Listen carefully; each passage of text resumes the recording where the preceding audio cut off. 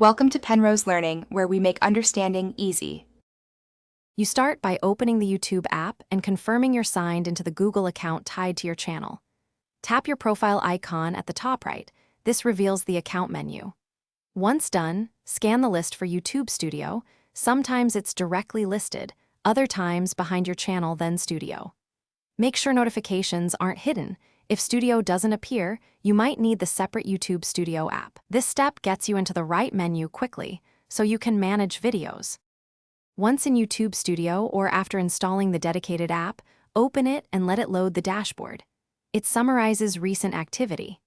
Next, tap Content to view, edit, or upload videos. Tap Analytics for performance metrics. Make sure to grant permissions for files and notifications when prompted so uploads and alerts work smoothly.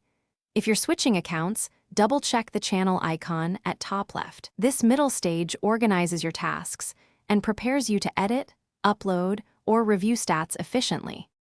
Finish by selecting a video in Content to edit title, description, visibility, and thumbnail. Save changes and confirm updates take effect. Use Analytics to interpret reach and engagement. This guides your next actions. Then handle viewer interaction and comments. If something goes wrong, sign out and sign back into YouTube, clear the app cache, or reinstall the YouTube Studio app. That usually restores missing menu items and permissions. These final steps complete management on mobile and keep your channel functioning. Thanks for watching. If this was helpful, leave a like and consider subscribing. See you next time.